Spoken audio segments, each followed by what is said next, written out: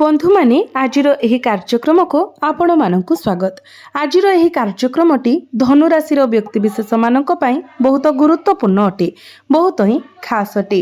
कारण आगामी 10 दिन आपणक जीवन में एक मोड़ आसवाक जाउछि जहाँ आपण स्वप्न रे मध्य कल्पना करि परिबे नाही। आपण गोटिए झटकारे 3टी बड़ सफलता हासिल करिवे, ताहा आर्थिक परिवार किंबा व्यवसाय हेउ आपण असाधारण प्रतिफलन देखिबाकू जाउछंती। कारण एई 10 दिन रे एक अनन्य महाजागतिक घटना घटुछि जहा पई आपण वर्ष वर्ष धरी अपेक्षा करि आसुछंती। एही परि सुजोग प्रायतः आसे नाही। बंधु माने आगामी 10 दिन रे शनिंकर वर्तमान वक्री चलनर प्रभाव आपणक उपरे अधिक रहिबो।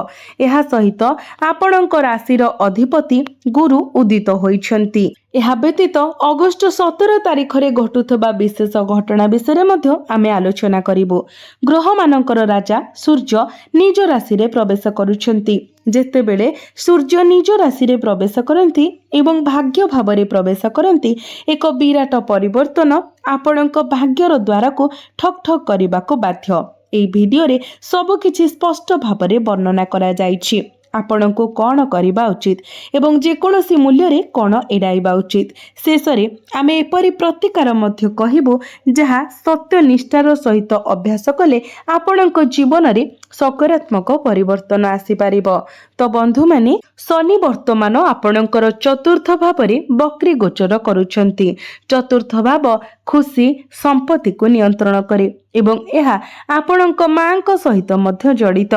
जदि आपण किछि समय धरी लक्ष्य करूछंती जे आपणक घरे किछि परिवर्तन हेउ नाही, पुराना जिनिस गुड़िक ठीक से ही परि रहिछि एवं आपण से गुड़िक अपग्रेड करबा को इच्छा रखिछंती, जेपरिक एक पुराना फ्रिज बदलाइबा किंबा एक नूतन एलईडी टीवी किनिबा, तेबे एही 10 दिन मध्यरे एपरि संभावना सृष्टि होई पारे। दयाकरी एहाको स्पष्ट भावरे बुझंतु।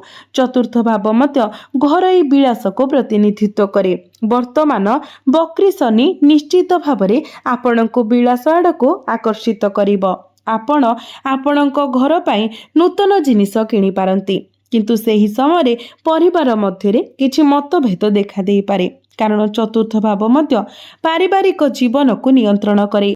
आपण निजको घर पाई नूतन सुंदर जिनिस किनिबा को पाई पारंती, किंतु किछि परिवार सदस्य याको प्रशंसा न करि पारंती, जहा फलरे एक सामान्य कथारे फाट सृष्टि हुए। तेनु आपण खुशी एवं मानसिक उत्तेजनार मिश्रण अनुभव करि पारंती।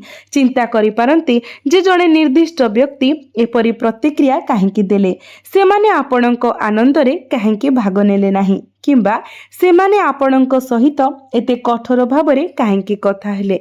एपरि परिस्थिति सृष्टि होई पारे।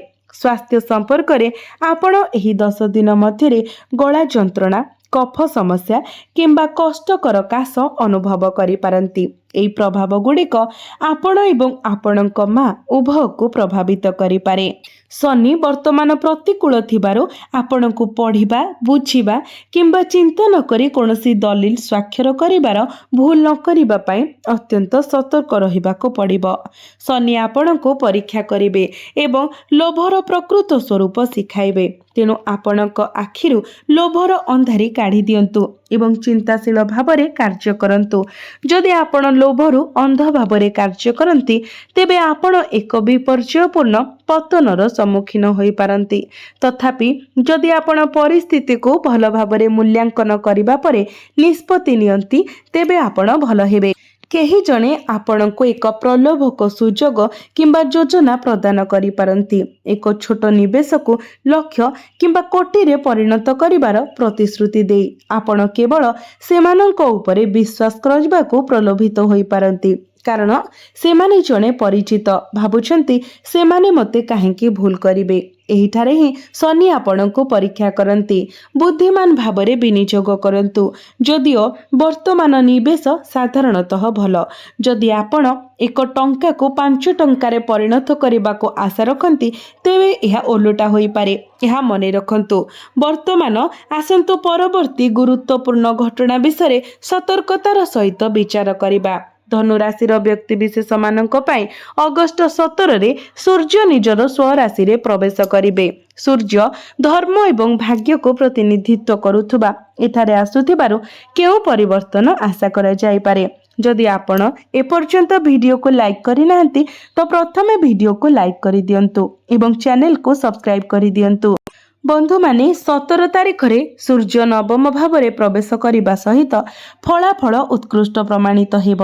ସୂର୍ଯ୍ୟ ଆମକୁ ଶକ୍ତି ପ୍ରଦାନ କରନ୍ତି ଏବଂ ଆତ୍ମବିଶ୍ୱାସ ସୃଷ୍ଟି କରନ୍ତି, କିନ୍ତୁ ଯେହେତୁ କେତୁ ମଧ୍ୟ ଭାଗ୍ୟ ଭାବରେ ଗୋଚର କରୁଛନ୍ତି, ତେଣୁ କିଛି ଅସ୍ଥିରତା ହୋଇପାରେ। ଏହାକୁ ଭଲ ଭାବରେ ବୁଝନ୍ତୁ। କେତୁ ଆପଣଙ୍କୁ ଆପଣଙ୍କର ବର୍ତ୍ତମାନର କାମକୁ ଅନ୍ୟ କିଛି ପାଇଁ ପରିତ୍ୟାଗ କରିବାକୁ ପ୍ରଭାବିତ କରିପାରନ୍ତି। ଆପଣ କିଛି ସମୟ ଧରି ଆପଣଙ୍କର ଘରୋଇ ଜୀବନ କିମ୍ବା ବୃତ୍ତିଗତ କ୍ୟାରିୟର ବିଷୟରେ ଏପରି ଚିନ୍ତାଧାରା ଅନୁଭବ କରିପାରନ୍ତି। ହୁଏତ ଆପଣଙ୍କର ଚାକିରି ଛାଡ଼ିବାର ଇଚ୍ଛା ଅନୁଭବ କରିଥିବେ କିମ୍ବା ପୂର୍ବରୁ ଏପରି କରିସାରିଛନ୍ତି।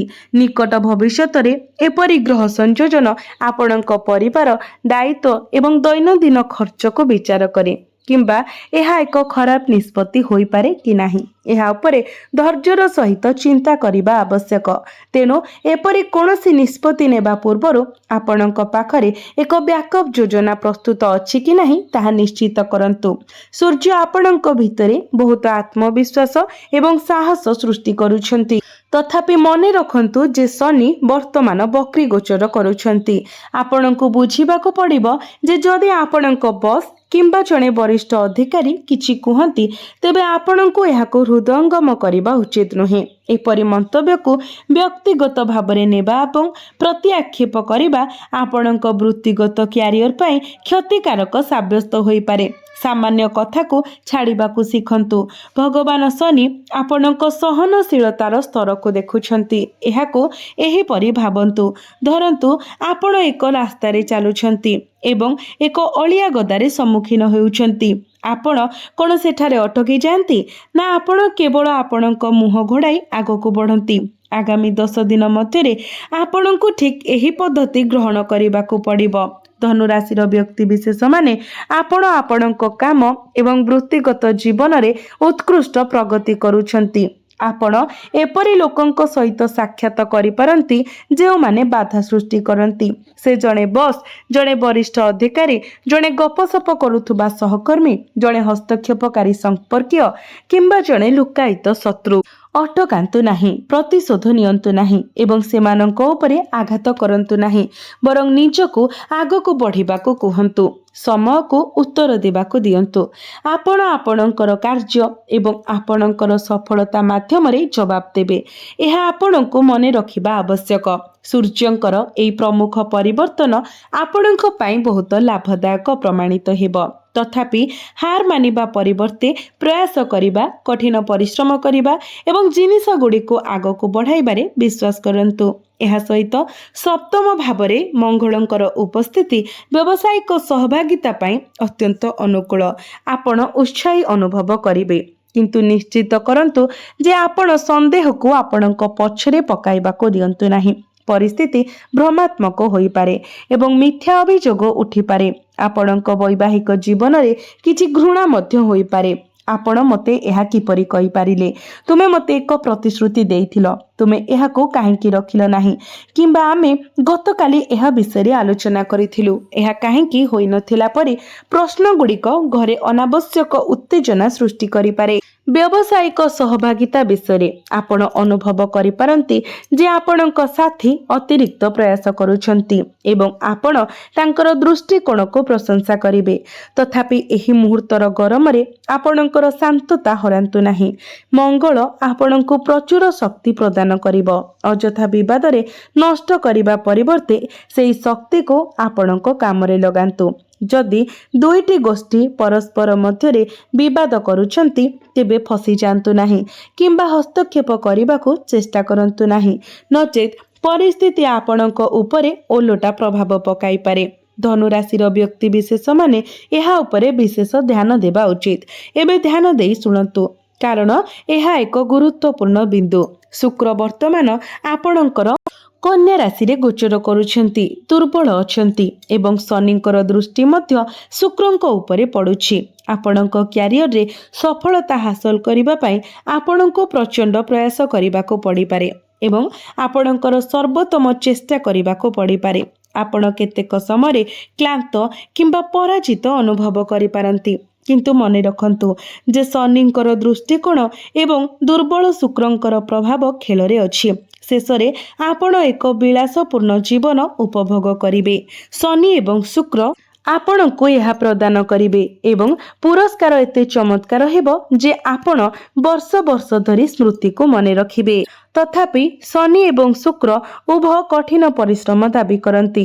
ସୂର୍ଯ୍ୟ ମଧ୍ୟ ଆପଣଙ୍କୁ ଭାଗ୍ୟ ଉପରେ ନିର୍ଭର ନ କରି ନିଜର ଭାଗ୍ୟ ଗଢ଼ିବାକୁ କହୁଛନ୍ତି। ପ୍ରକୃତ କ୍ଷମତା ସେତେବେଳେ ଆସିଥାଏ ଯେତେବେଳେ ଜଣେ ବ୍ୟକ୍ତି ସକ୍ଷମ ହୋଇଯାଏ, ତାପରେ ସ୍ୱାଭାବିକ ଭାବରେ ସଫଳତା ଆସିଥାଏ। ତେଣୁ ନିଜକୁ ସକ୍ଷମ କରନ୍ତୁ ଏବଂ କଠିନ ପରିଶ୍ରମରୁ ପଛଘୁଞ୍ଚା ଦିଅନ୍ତୁ ନାହିଁ। ଆପଣଙ୍କର ଲକ୍ଷ୍ୟ ହାସଲ କରିବା ପାଇଁ ଆପଣଙ୍କୁ ଏଣେତେଣେ ଦୌଡ଼ିବାକୁ ପଡ଼ିପାରେ ଏବଂ ଝାଳ ବୁହାଇବାକୁ ପଡ଼ିପାରେ। ତଥାପି ବର୍ତ୍ତମାନର ସମୟ ଆପଣଙ୍କ ଠାରୁ ଏହା ହିଁ ଦାବି କରେ। ଆପଣ ଯେଉଁ ସଫଳତା ହାସଲ କରିବେ ତାହା ଏତେ ସ୍ଥିର ଏବଂ ସ୍ଥାୟୀ ହେବ, ଜୀବନ ସାରା ସ୍ଥାୟୀ, ଯେ ଆପଣ ଆଶ୍ଚର୍ଯ୍ୟ ହୋଇଯିବେ ଏହା ଅନୁଭବ କରି ଯେ ଭଗବାନ ଆପଣଙ୍କୁ ପ୍ରକୃତରେ ଏକ ସୁନ୍ଦର ଉପହାର ଦେଇଛନ୍ତି। ମୁଁ 2ଟି ପ୍ରତିକାର ସେୟାର କରୁଛି। ଧନୁରାଶିର ବ୍ୟକ୍ତିବିଶେଷମାନେ ଦୟାକରି ଧ୍ୟାନ ଦିଅନ୍ତୁ। ପ୍ରତିକ୍ରମାଗତ ଶନିଙ୍କର ପ୍ରଭାବକୁ କମ୍ କରିବା ପାଇଁ ଆପଣ ପ୍ରତିକାର ସ୍ୱରୂପ ଶନିବାର ଦିନ କଳା ପିମ୍ପୁଡ଼ିଙ୍କୁ ଅଟା ଏବଂ ଚିନି ଖାଇବାକୁ ଦିଅନ୍ତୁ। ଏହା ସହିତ ଶନିବାର ଦିନ ସନ୍ଧ୍ୟା 7ଟାରେ ଆପଣ ଓସ୍ତ ଗଛ ମୂଳରେ ଏକ ସୋରିଷ ତେଲର ଦୀପ ଜଳାନ୍ତୁ। ଆପଣଙ୍କୁ ପ୍ରତ୍ୟେକ ଦିନ ସୂର୍ଯ୍ୟଦେବଙ୍କୁ ଜଳାର୍ଘ୍ୟ ଅର୍ପଣ କରିବାକୁ ପଡ଼ିବ। ଆପଣଙ୍କ ପରିବାର ସହିତ ବସି ଏକାଠି ଭୋଜନ କରିବାକୁ ଏବଂ ଚିନ୍ତାଧାରା ଆଦାନ ପ୍ରଦାନ କରିବାକୁ ଏକ ବିନ୍ଦୁ କରନ୍ତୁ। ଆପଣ ନିଜ ଭିତରେ ଏକ ସ୍ୱତନ୍ତ୍ର ସକାରାତ୍ମକ ପରିବର୍ତ୍ତନ ଦେଖିବେ।